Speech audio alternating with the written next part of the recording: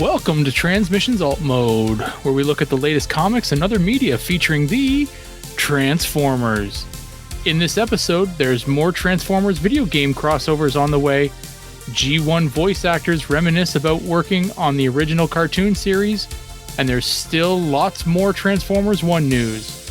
Today is Friday, September 27th, 2024, and this is episode 409 of Transmissions Alt Mode. Welcome to Transmissions Alt Mode, the podcast that's trying out some new names. We're currently thinking of going with Badassapod. It's pronounced Badassapod. I'm your host Charles, aka Big C, and I'm joined by the excellent Transmissions team. Jeremy, aka Yakko. It sounded better in my head when I wrote that out. And Daryl, the Cybertronian Beast. I think it worked pretty good. I think that was pretty clever. Let's talk Transformers. As always, we start off the show by thanking our Donatreons, those lovely people who support us on Patreon and PayPal. Thank you all so much for your continued contributions. We really appreciate it. If you are not a Donatreon and would like to become one, just go to transmissionspodcast.com/support, and that's where you can sign up. You get perks, bonus content, access to some merchandise at some levels, access automatically entered into a bunch of contests whenever we do contests. And those include monthly Toy Hacks contests. So lots of little perks that come with being a Donatreon. Speaking of bonus content, we've got our bonus show, We Like Big Bots. And that's done by Daryl and Dr. Pants, which we have 14 episodes available on our Patreon page, so you can check those out, and more coming soon at some point in the future, we hope. We've also got our Transformers Live Play RPG podcast, Empire of Rust. We are currently on episode 124, All the President's Bots, and that's available right now on our free feed at transmissionspodcast.com/rust. If you're a Donatron, you get access to episode 125 early. That'll be out on Monday, so you'll get it a week before everyone else gets to see the next episode. So if you just can't wait, you want to find out what happens in Empire of Rust episode 125, you only have to wait until Monday to get that, while everyone else has to wait a whole nother week. So it pays to be a Donatron. Not literally, but figuratively. We've also got our Transformers comic, Transformers #1 comic from Skybound. We commissioned a special cover. This is artwork by EJ Sue, and you can pick this up at our website at transmissionspodcast.com/comic. We will be bringing some of these to TFCon Baltimore in November this year. So much like the TFCon LA and TFCon Toronto, we'll have some available to sell if you want a copy. And of course, lastly, we've still got our promo code for toyhacks.com. Use that code TF1, that's TFONE, to save 15% off all your purchases at toyhacks.com. Cannot be combined with any other promo codes, but can be used with your RoboPoints. So take advantage of that. Save that 15% off at toyhacks.com. Okay, this week in Alt Mode, we don't have a comic review. We don't have any comics news. We just have a boatload of media news. So we're going to jump right in, talk about all that media news. Okay, first up, we've got some video game crossover collaborations. First with Squad Busters, and this is a online mobile action game developed and published by Finnish video game company Supercell. And it's a crossover with other Supercell games like Clash of Clans, Clash Royale, Brawl Stars, Heyday, and Boom Beach. My son plays Clash of Clans, but I have no interest or inclination to play these mobile games. But if you are a fan of them, they are doing this Transformers crossover. At least the animation looks really cool. The intro animation looks really cool here. So that's at least a plus, but I don't know what it looks like to play the game itself. So if you want to check that out, I'm sure you can try that out on your mobile device, whether Android or iPhone. Yeah, it looks these little cute Optimus and Alita 1 going to fight a little cutesy Unicron. That was pretty funny. So that G1-esque artwork or animation at the beginning was really good too. I yeah, was really impressed with that. Yeah, I'd watch a show impressive. with that art animation style. Yep. Okay, more video game news. So now this is something I am also not familiar with. So if you are a fan of Monster Hunter, there's apparently going to be a Monster Hunter collaboration with Transformers, and a monster that I guess you'll be hunting. It's a Leolaus Prime. So sounds a lot like Lyle Kaiser, maybe, but it looks like they're getting their own, I guess, Prime, a beast-like Prime in Monster Hunter, which fits with the Monster Hunter theme. And yeah, so we're not sure what this is going to be. That we don't really have any more information. These are kind of grainy pictures that were leaked from somewhere, so we don't really know how this is going to figure in. If it's going to be just a figure, or if it's going to be actually incorporated in the latest Monster Hunter game. Well, I guess we'll see, or maybe it's a hoax. Maybe this is not real at all, and this is just made up. I don't know. But it looks pretty interesting if it is real. That it does look like a Prime that turns into a dragon, so that's cool, I guess. I would think maybe a Beast Wars Megatron would be more fitting, since you are hunting the monsters in Monster Hunter, maybe, and that would be kind of an antagonist. But I don't know. Guess we'll have to wait for more information. It does say that there will be an official reveal at the Tokyo Game Show at the end of the month, so maybe we'll see what happens there. Next, from Minecraft, they just posted an image on their Twitter of a blocky Optimus Prime and said, "Get ready to roll out." So apparently there will be a Transformers Minecraft crossover. We don't have any more information, but this was posted on September 17th, Transformers Day, and they used the hashtag Transformers Day 2024. Yeah, I mean, the Optimus Prime, that looks pretty good for, I mean, and if that's what he'll look like in Minecraft, that looks like a pretty nice representation for Optimus Prime. So I guess we'll see what we're going to have in Minecraft. I'll have to check in with my son on that too. So I don't know if he's still playing Minecraft, but he loved that when he was younger. I think he's kind of moved away from it more recently, but I'll just snag his account to see what's going on. The chances of Optimus Prime looking like this in Minecraft, I have a better chance of becoming a Prime than that looking like in this game. I mean, cinematic art or something in the game. I do like the look of the axe. I think the blockiness of the axe looks really good. Yeah.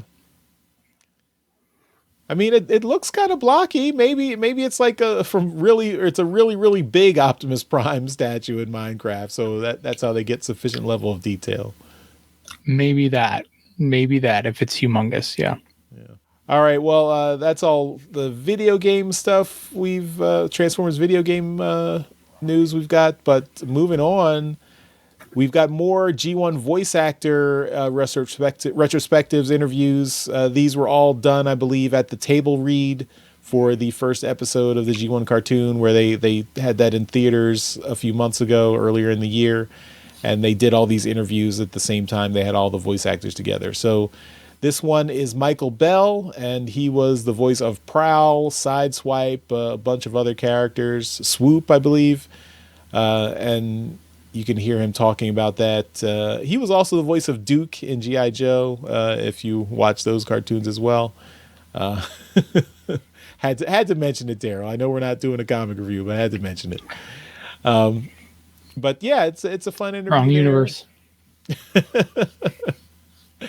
You can check that out. We've also got an interview with Paul Eiding, who was the voice of Perceptor. And I believe in the table read, he did different voices. He filled in for other actors who had had passed on. But you will remember him mostly for the voice of Perceptor in the G1 cartoon in 1985 and beyond, and also in Transformers the movie. So he talks about his experiences as well. Then we've got a double interview with Peter Cullen and Frank Welker, and they give a retrospective of their time being the big franchise leaders in G1, Optimus Prime and Megatron, of course. And they've done Optimus Prime and Megatron several times throughout the years, many iterations, Transformers Prime, the live action movies, lots of chances to reprise their roles there. So they talk about that. And Peter, they are both voice actors who've done, their body of work is humongous beyond Optimus Prime and Megatron. But of course, we're talking about that because we're a Transformers podcast. But if you watch any cartoons in the last 50 years, you will hear these voices. Frank Welker in this image Jeremy has up, he's seen here recounting what it's like to try and kill Optimus Prime. He's got his hands wrapped around his neck. Yeah. It's like I try to kill him every time with my hands. Got my hands around his neck, and he just doesn't die. And Peter Cullen just does not look impressed. It's like, yeah, well, you try, and I make it look like I'm dead, but I come back. I get better. Did you just do Peter Cullen as Joe Biden? No. Who's Joe Biden? Some old guy. Next up, this was a surprise for me, is that the album that they released with for the 40th anniversary with all the original music from the animated series, and Jeremy's got the vinyl version of that right there. He's holding it up. They just put the whole thing on YouTube. Hasbro Pulse just put the whole thing on YouTube. It's all 46 minutes, all the tracks, and you can go listen to it wherever you want. So, and the first comment, someone put all the timestamps for all the different tracks, and you can go listen. So we will not play it here because we don't want any copyright strikes, but you can go listen for yourself to all the classic Transformers music from the 80s cartoon. This is probably why the first, playing 15 seconds of the opening theme song got us a copyright thing a few weeks ago. Yeah. Do those programs, Jeremy, you'd know more, but the programs that I used to use in my late 20s, like YouTube Downloader and stuff like that, do those things still work? I'm not allowed. You still download videos off of YouTube? YouTube frowns upon channels. I don't care what they frown on, but does it still work? Google it. use their other thing and ask me in Discord. I see. Okay. I know what I'm doing later. And next up, so Flint Dille put up his archive for the season 3, or I guess this is 1987 was his season 4 of the Transformers cartoon. So he put up a character binder in the Marvel Sunbow archive that has basically all his all the character descriptions and notes for the Marvel Sunbow production for the latest season. Believe this was the last season of Transformers, and features a lot of characters who I don't think actually made it into the show. At least, did the Monster Bots ever feature in the G1 cartoon? I don't think they did. But they are mentioned here. The Throttle Bots, I know a couple of Throttle Bots showed up, but not all of them. But these are all shown here. Of course, the Combiner teams: Protectobots, Combaticons, Senticons, Aerobots, Technobots, Terrorcons. I love that we got the prices.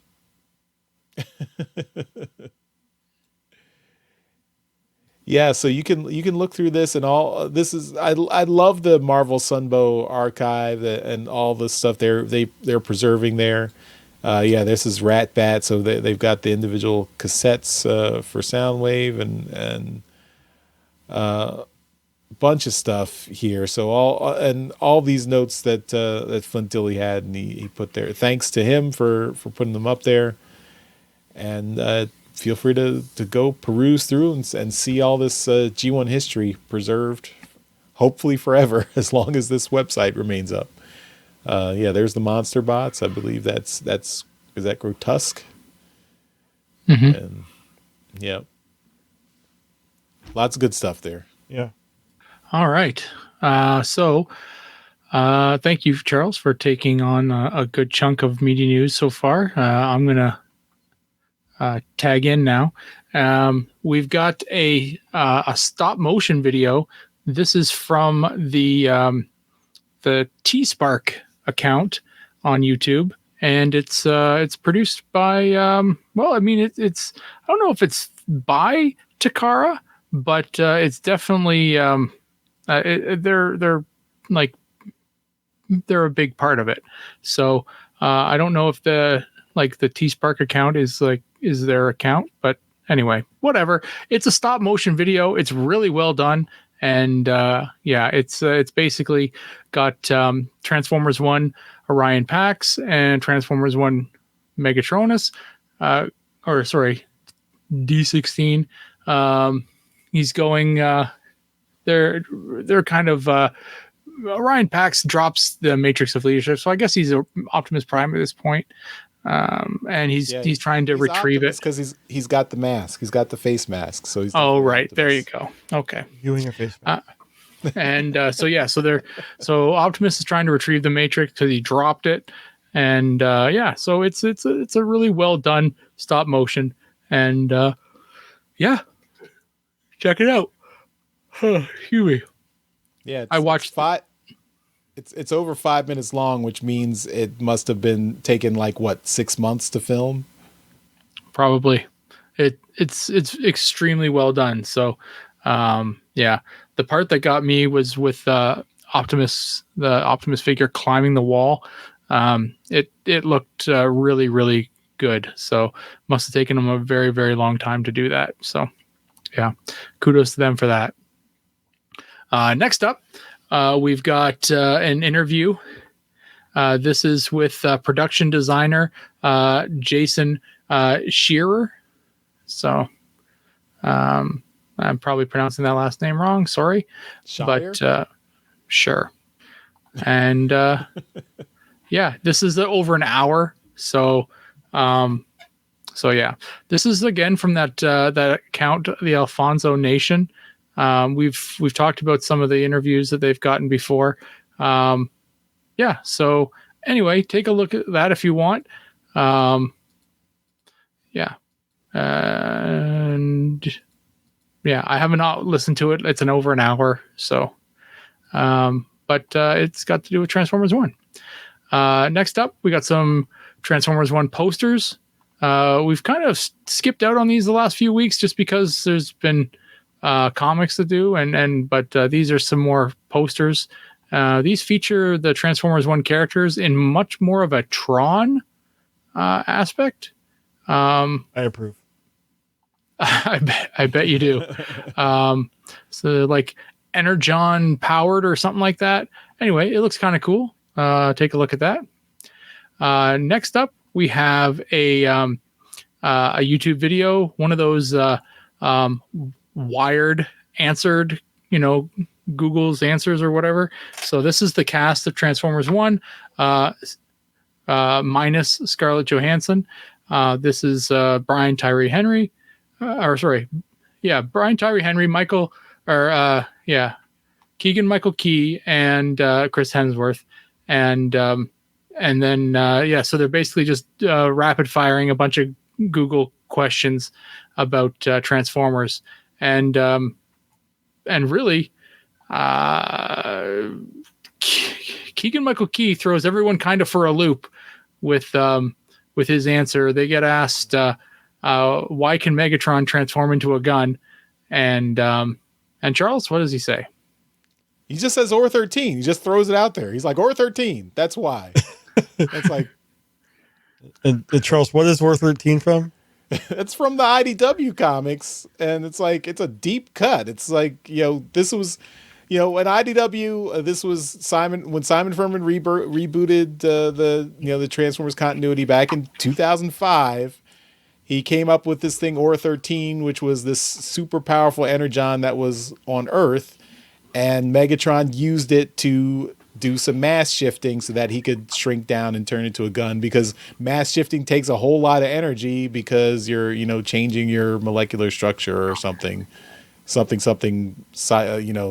babble stuff. So that's why Or 13 allowed him to do the mass shifting and turn back into a gun, which he hadn't done for a long time because they were low on energy. So, and he just says Or 13. He's just like, it's Or 13. Like, Or 13 is not mentioned any. Maybe, yeah. I mean, it's weird because Or 13 is not mentioned anywhere outside of the IDW comics, really. Yeah. So he still said in a different interview that Ravage was a dog. I can't get past that. But many people do also say that. Yeah. But that's just wrong. Those people are wrong. Yeah. You can't tell a dog from a jaguar. I mean, that's not an opinion. It's clear Ravage is clearly a jaguar. Clearly. So anyway, it's a fun little video. It's like 13 minutes long, so have some fun with that. I'm just going to throw in here that Brian Tyree Henry was also on Late Night with Seth Meyers this past week, so you can find that on there as well. I haven't seen anybody, either of the other two, on anything recently as far as late night shows. I saw Chris Hemsworth on not Jimmy Fallon, the other Jimmy. Kimmel? Kimmel, on Jimmy Kimmel with promoting Transformers 1 and not really talking about Transformers 1 at all. He was talking about his Apple TV show. Okay. So, gotcha. Next up, we've got the last and final trailer for Transformers 1. Now, this is about a minute and a half long, but Charles has thrown in here, do not watch this if you have not seen the movie. So this is a warning, to not watch the trailer. It gives away some of the juiciest stuff and like some of the juiciest scenes. So juicy.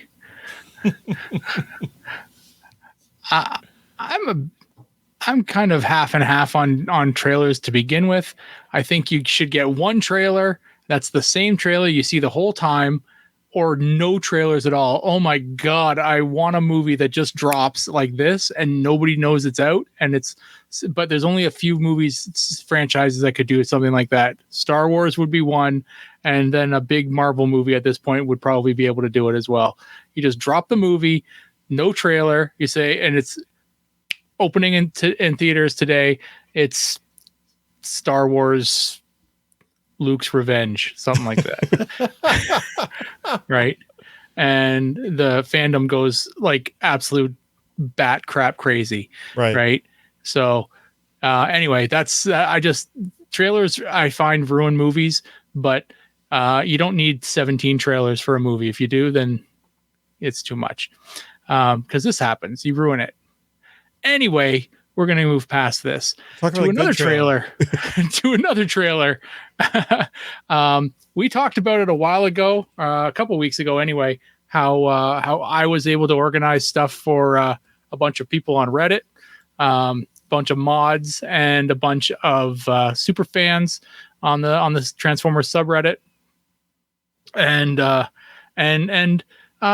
Jeremy didn't fit into any of those categories, but I kind of knew him.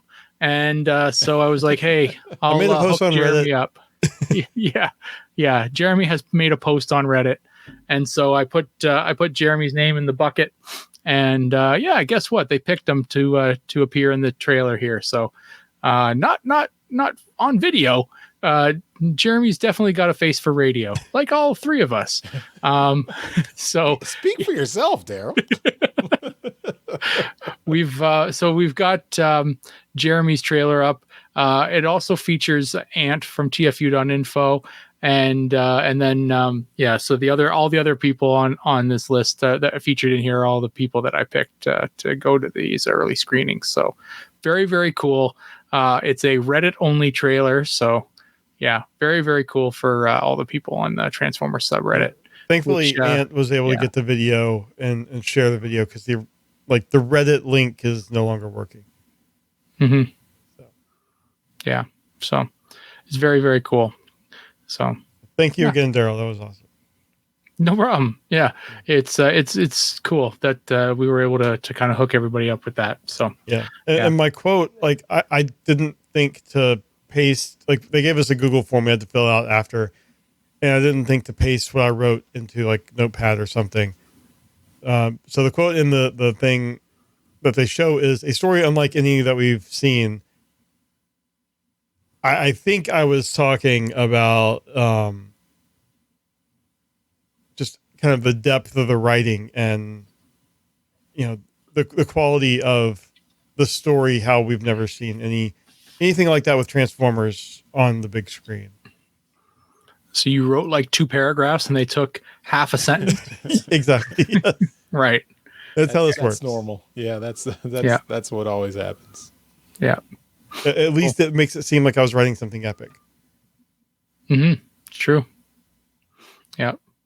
Yeah, I'm glad it worked out. I'm glad you got featured, and and so it looks really good. I'm really happy how it all turned out for everybody. And next up, we've got the music from the motion picture from Transformers 1. This is 27 tracks composed by Brian Tyler, who we've talked about him before. He's the guy behind the theme for Transformers Prime. And so if you like that, that's on my Spotify playlist, like the theme from Transformers Prime. It's just a banger. So good. So you can listen to all 27 tracks on YouTube, Spotify, Apple Music, and Amazon Music. So it's all there, the whole album. So take a listen if you want. And lastly, the physical and digital releases are for Transformers 1 are available for pre-order now. There is no date yet set for release, but there are 4 different ways that it's going to be released right now. So we've got a Transformers 1 DVD or 4K UHD Steelbook plus Blu-ray and digital copy via Amazon. Then there's a Transformers 1 4K Ultra HD plus digital via Walmart. Then there's Apple streaming and Amazon streaming. So those are the 4 avenues in which it will be released upon the date in which they decide to release it. And then we have a bunch of pictures of the different covers. But most of them are the same. They're all the same, except there's one that's a little different. But yeah, there's one that's like the mural that was painted on the wall somewhere. So but that's it. That's what I've got. Jeremy, I believe you've got a couple things. I do. First up, we have numbers from the first weekend, and unfortunately, Transformers 1 was beat out by Beetlejuice this first weekend. It shows that Beetlejuice got 26 million in the first weekend, and Transformers 1 only got 25 million. So this is Beetlejuice's second weekend, right? But Transformers 1's first weekend. Yeah. So that also is, not so good. But personally, I feel like the marketing was making Transformers 1 seem like a more kiddie movie. And I'm hoping the word of mouth will help it have a stronger second weekend. And we've also seen how many Transformers movies. This is the second Beetlejuice movie ever. So it had a lot of stuff behind it. It's already, made more money than the 86 movie. in theaters. So it has that going for it. That's not a high bar. Yeah, but this article says that it cost $75 million, and they were targeting 30 million to 40 million the first weekend. So I don't know. I'm just hoping that it does. A word of mouth does help it in the second weekend. These numbers aren't factoring in the money that was brought in from the early screenings, does it? It just the early week or just the weekend results, right? I think there was something I saw here for. I saw something about it earned like 9 million or something like that from the early screenings. Okay, so I mean that would put it above it. I mean, there's a lot of people that have seen it twice during this opening weekend, but there's a lot of people like myself who saw it that are opening screenings that have not had a chance to see it again, and frankly may not have a chance to go again. So my ticket dollar is not getting counted in this opening weekend. Right. I think this also didn't count Sunday because this was as we record this on Sunday the 22nd, this article was 8:12 a.m. So yeah, they do projection, like they do statistical projections based on what they get on Saturday. So this is their projection. Don't you talk about math? Maybe by the time this podcast is up, we'll have the real numbers for the weekend. So yeah, hopefully. But I don't imagine they'll change that much. I mean, I think we can't make. I mean, I guess depending on how you feel about making excuses for the movie or whatever, but I feel like this seems to happen, and that Transformers will kind of get like, I at least in my opinion, you'll get kind of mediocre media will take the biggest chunk out of it'll get the most interest, and then it'll get the most eyeballs, and then people will be like, well, this is mediocre, so why should I come back? And then later on, when you actually get good media, then no one wants to check it out anymore because they've already been burned. And I feel like this is the same thing that happened with the IDW comics, where Dreamwave broke records with its comics when they were produced in the early 2000s, but then people saw at least I think people recognize that and for them it wasn't just the quality, it was more that they became Dreamwave was such a poorly run business, and they became unstable, that people were no longer trusting that the comics were coming out, so they just kind of dropped off. And then when IDW came on afterwards, IDW could never get to the heights that Dreamwave did because just people were not really looking at Transformers comics anymore. Yeah. And then and now I think we're breaking that with Skybound. Now Skybound seems to be doing really great, which is good. I hope that continues. But I think with last year, Rise of the Beast, I thought was a good movie, but maybe was still too close to what people were expecting with the Bay stuff, and it didn't differentiate itself enough to get people to see that Transformers were doing any better. So with that just last year, and then this year, it's kind of like, and also what you mentioned with the marketing, how it looked like more like a kid's movie. People were like, not going to go see it. Although I did bring up Rotten Tomatoes here. It's got 89% on the tomato meter, which is the reviews, and 98% on their popcorn meter, which is just regular people voting, which I mean is crazy for a Transformers movie. Yeah. Usually the audience meter might be really high, but the reviewer score is really low. And most of the reviewers I've seen have given it pretty good marks, except for whoever did it for IGN. I don't know if they watched the same movie. Yeah. I mean, they probably went into it thinking it was a video game. Yeah. Yeah. I mean, that's the thing though. I mean, it's great. It's great when you get people to see it, but getting people to go out to the theater, that's the thing. Getting people to get over that initial bias of, another Transformers movie.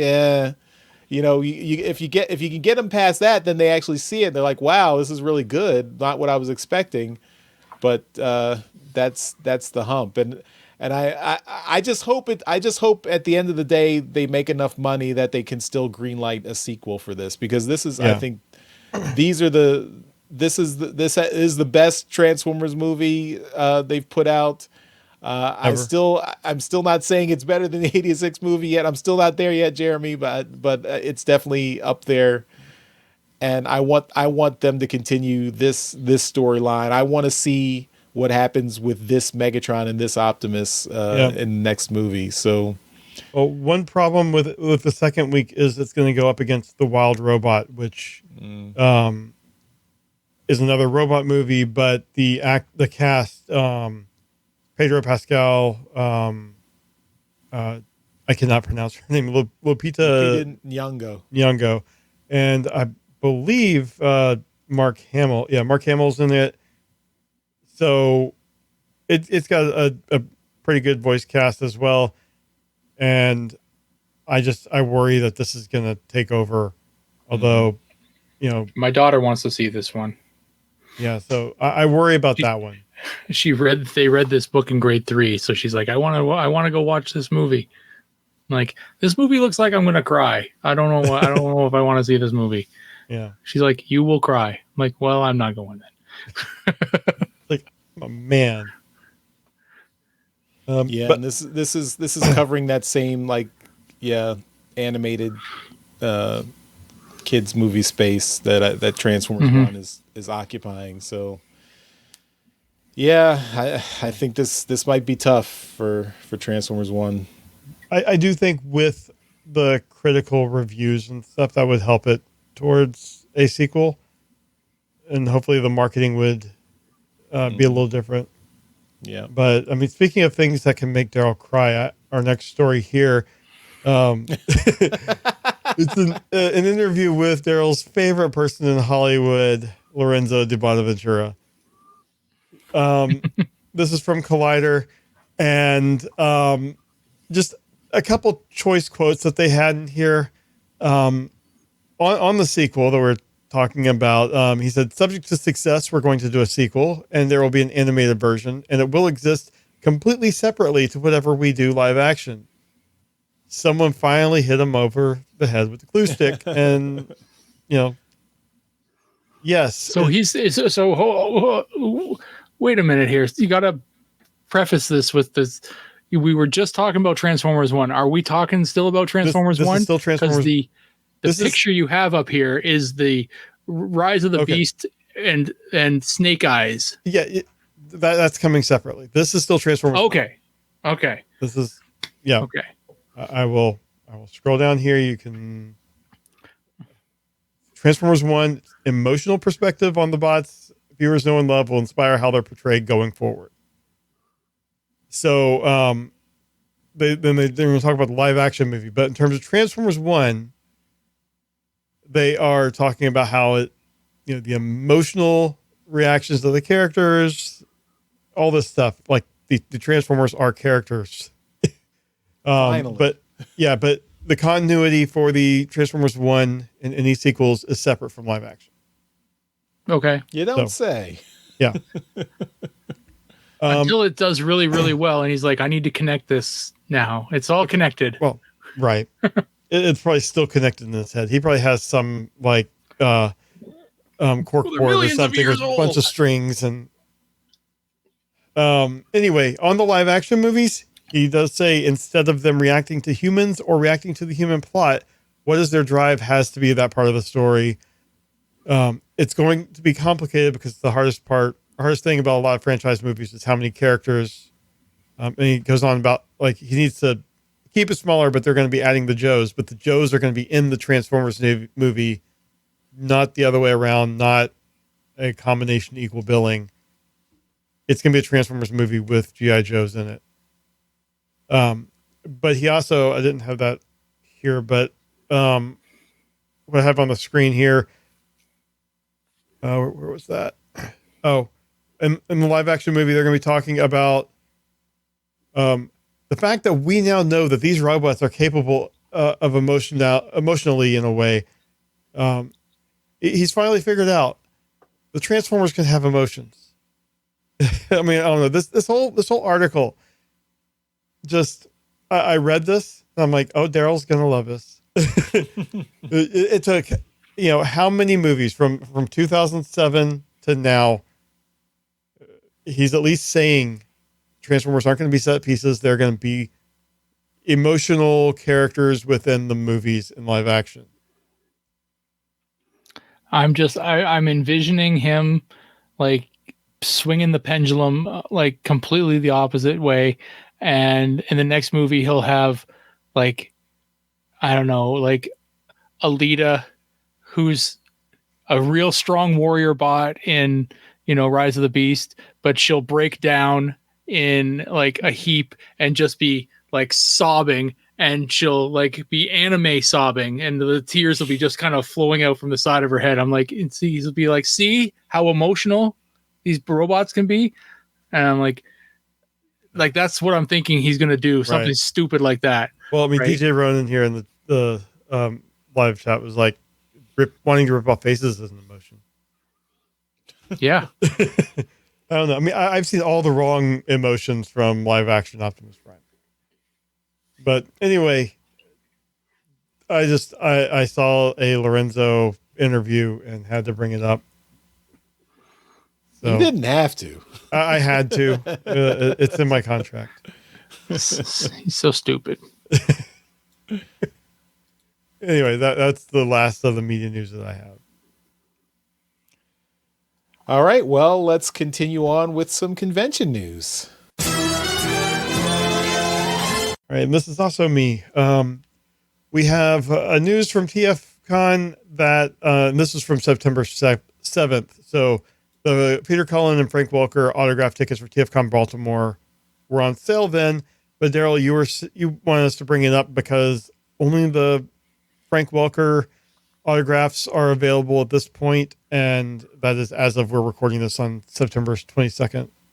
Yeah, so they break the autograph sessions up into like a morning and then an afternoon session, and so there's 2 sessions like that for each person, for like Peter and Frank, and then each person has a morning and afternoon photo session as well.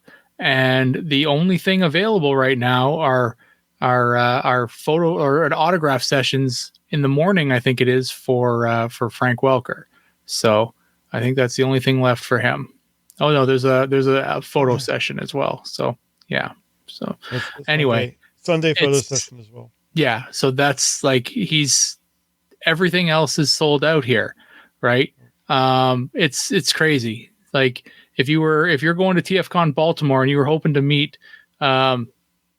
Peter and Frank, you are SOL. You can meet Frank; he's still there, but you got to get your ticket in here. And sales end for those tickets November 1st. Yeah, there's an $8.88 $6.88 fee that applies to the $75 ticket price add-on for this. So whatever your fee is $81.88. Yeah, I know. That's plus that's including the fee, right? That's right. Yeah. So math. So don't make me math.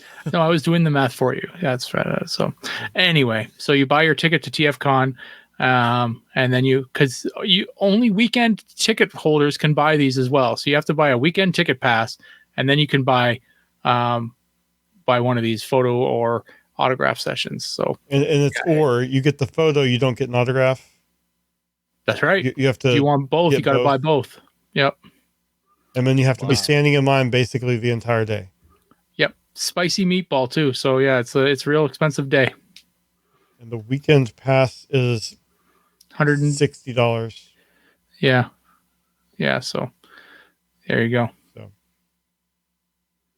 All right. Well, I mean, if you can't get those tickets, what you can or who you can see at TFCon Baltimore, Casey Collar, he's going to be there. He just was announced. He's a great guy. Yeah, he's an awesome guy. Did art on many different things. All Hell Megatron, More Than Meets the Eye, some of the Magic the Gathering cards. Awesome stuff. And then also Bumper Robinson, who is the voice of Bumblebee, Blitzwing, and Blackout in Transformers Animated. So I don't know if we have seen him at many shows recently, but I didn't even know who he was until I read up. So yeah, but pretty cool. Great voices. Bumblebee and Transformers Animated, I think, was one of the standout iterations of Bumblebee, especially because it was one of the last speaking Bumblebees we had for many years. Yeah. And if anyone has watched old sitcoms, he was a child actor in some old sitcoms back in the day. So he played on Night Court. He played the Judge Harry Stone's like adopted or foster son.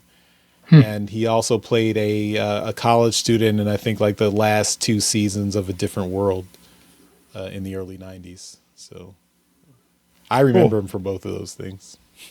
if no one else does. Is his real name Bumper? Like, who names your kid Bumper? I'm gonna guess that's probably not his real name. It might be a Hollywood name where like someone else had the same name as him that was already in the Actors Union. Like Michael J. Fox. It's really Michael A. Fox, but there was already a Michael A. Fox. Or it's a nickname that just stuck with him or something. Could be, yeah. He kept getting made fun of and was like, "I'm rubber, you're glue," and then you're a bumper. I'm gonna guess that's not the real story.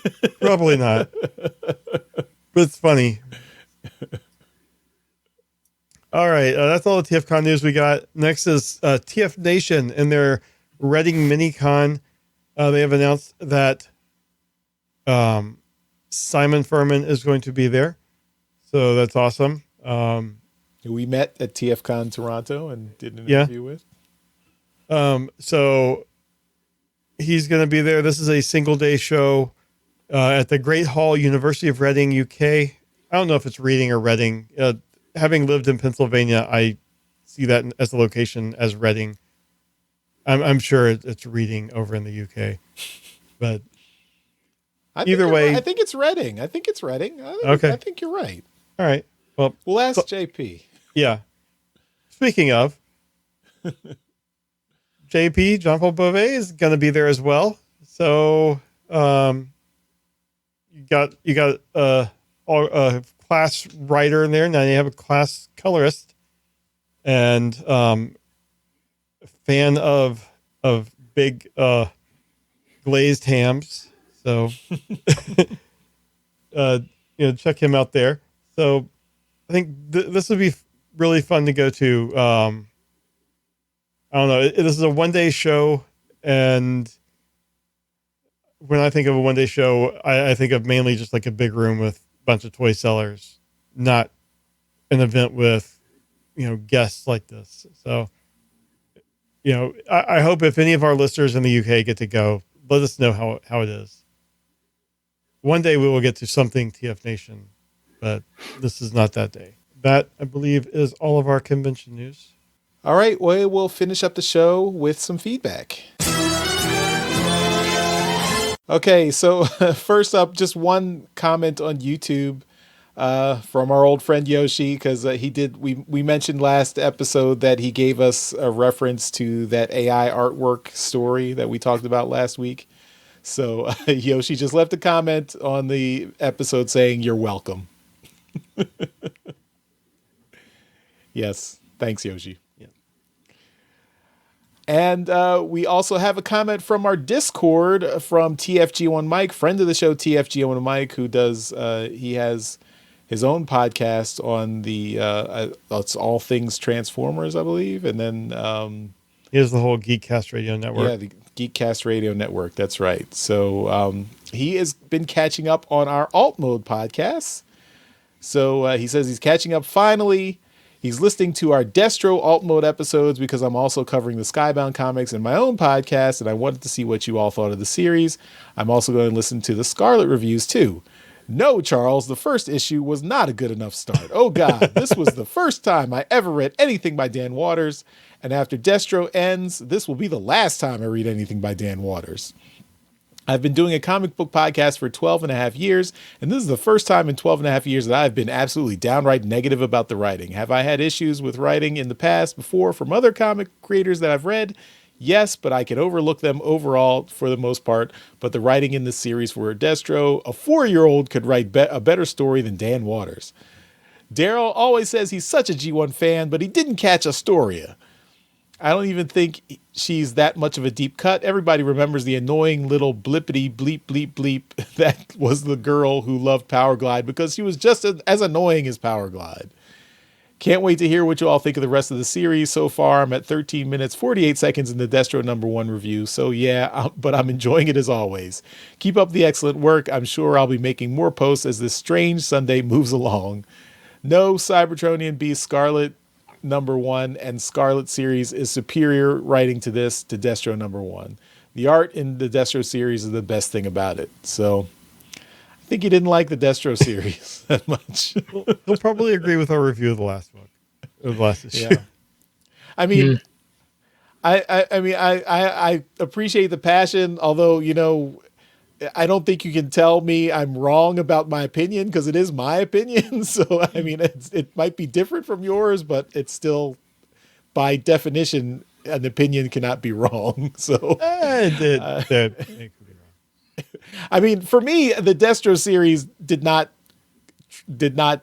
generate strong feelings, positive or negative for me. I mean, I thought it was okay. It was not terrible, but not amazing. So for me, it was fine. But TFG1 Mike, yeah, hey, if that's how you feel, that's how you feel. And yeah, I mean, I'm definitely not going to defend Destro. I mean, it's not my favorite series, not something that I'm looking forward to. But you know, whatever. Sorry, you're not having a good time. Still are buying it though.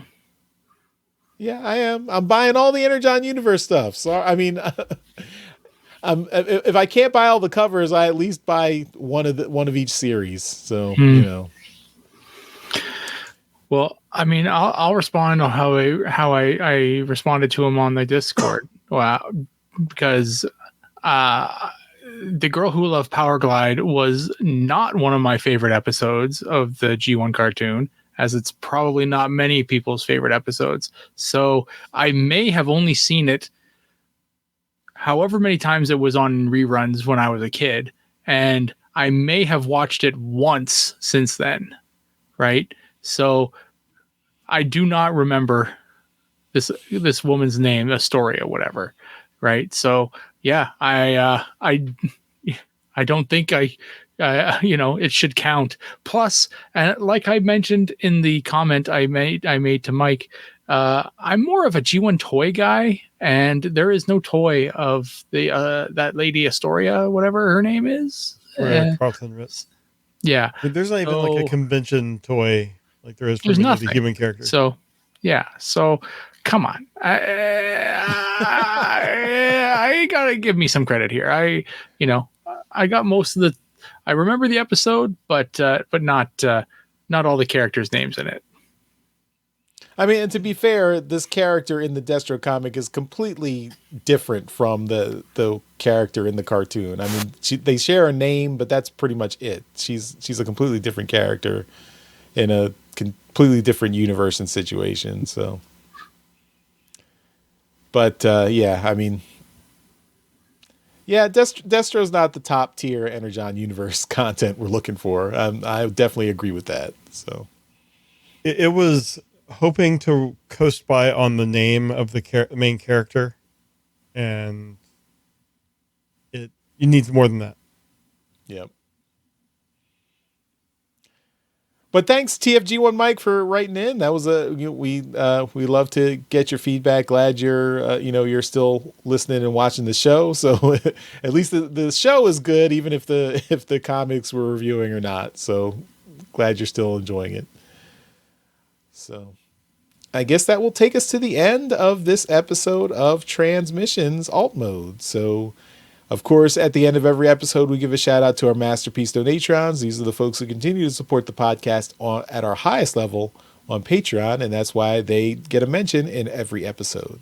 So thank you once again to John 4X7 Good, Demon Tech 82, and Steve C. You guys are awesome. Thank you so much for the continued support. And thank you everyone out there for watching and listening to this episode of Transmissions Alt Mode. And we will see you next time. Bye-bye. Bye. Later. Thank you for listening to this episode of Transmissions. If you'd like to join the conversation, travel to our Discord channel at transmissionspodcast.com/Discord. Want some cool transmission swag? Feast your eyes on our transmissions gear at transmissionspodcast.com/shop.